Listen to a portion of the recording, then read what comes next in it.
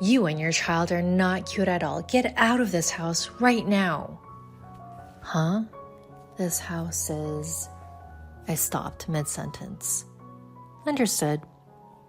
Saying that, I began to pack my belongings.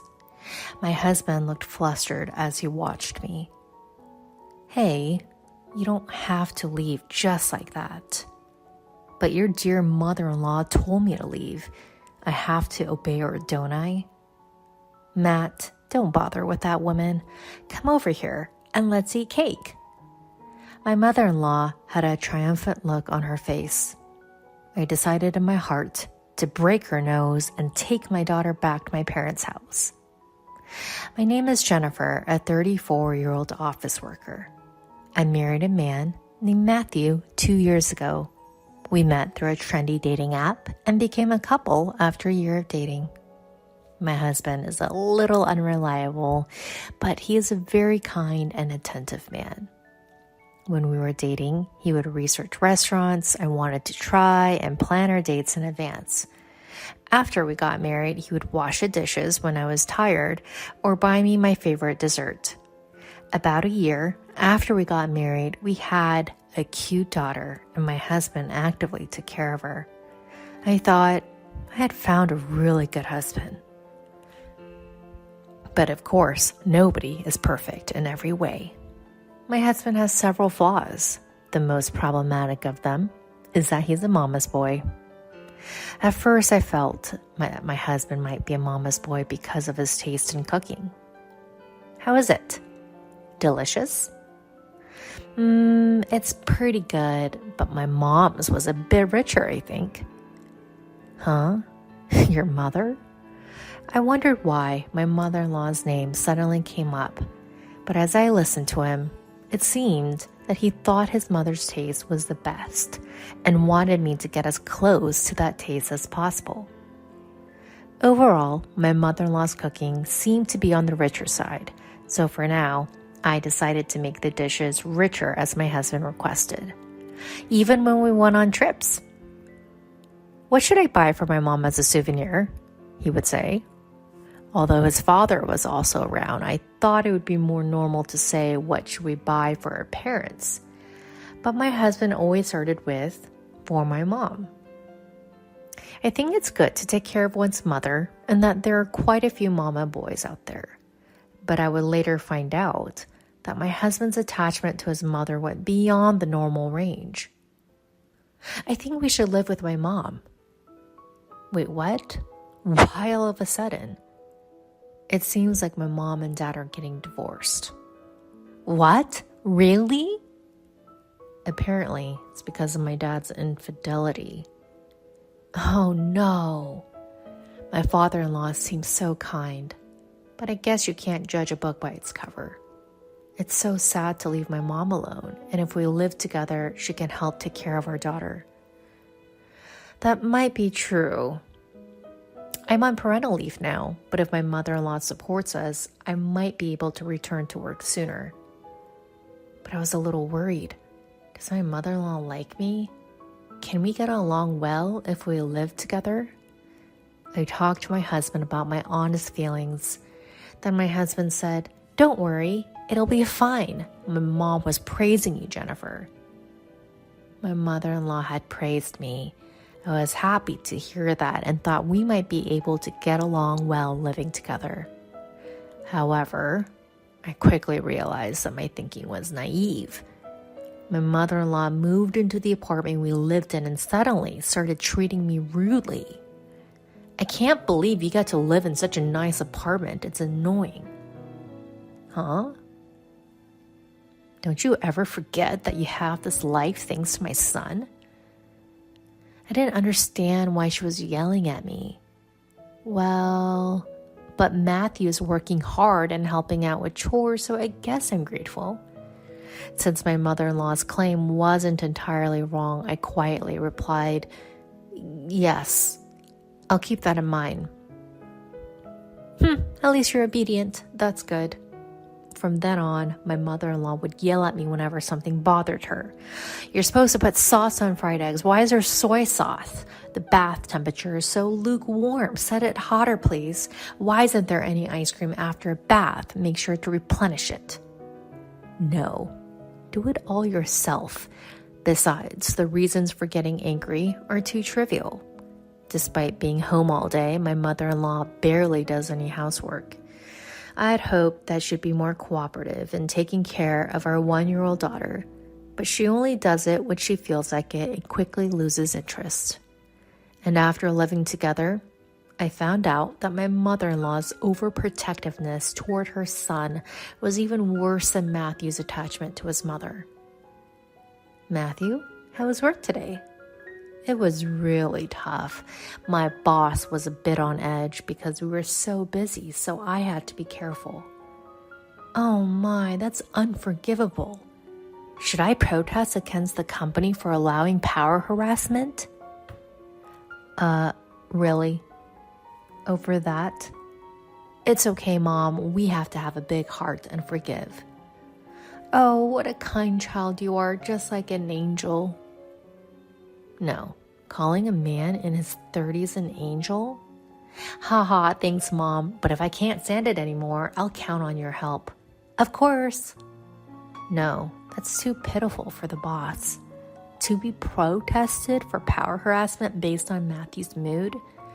I immediately regretted living with my mother-in-law. I felt like I would go crazy if I stayed with her all the time. So I decided to put my daughter in daycare and return to work. Why do you have to work too? She got angry, but when I said, but you can spend your day alone at home, right? It seemed she felt there was some merit to it. Don't neglect your housework. She only said that and didn't get any angrier.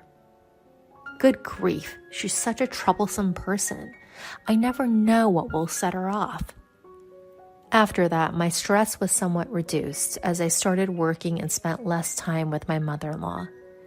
But a problem arose about a year after we started living together. That day happened to be my daughter's 2nd birthday. We prepared a cake, gifts, and held a birthday party for her as a family. But my daughter had entered the terrible 2s a little while ago. It's safe to say that it was at its peak during the birthday party. Come on, here's a present, open it up. She handed my daughter the present while saying that. No, my daughter said, batting the present away. My mother-in-law was surprised, but she held back this time, thinking that if the present didn't work, maybe the cake would. She scooped up a bite with a fork and tried to feed my daughter. Here, it's your favorite shortcake. But yet again, my daughter said, no, and swatted the cake away with her hand. Then the cream flew and landed on my mother-in-law's forehead. The short-tempered mother-in-law flipped out at my 2-year-old daughter. Enough already, you're getting carried away because I'm being nice to you. My daughter started crying as she was suddenly yelled at.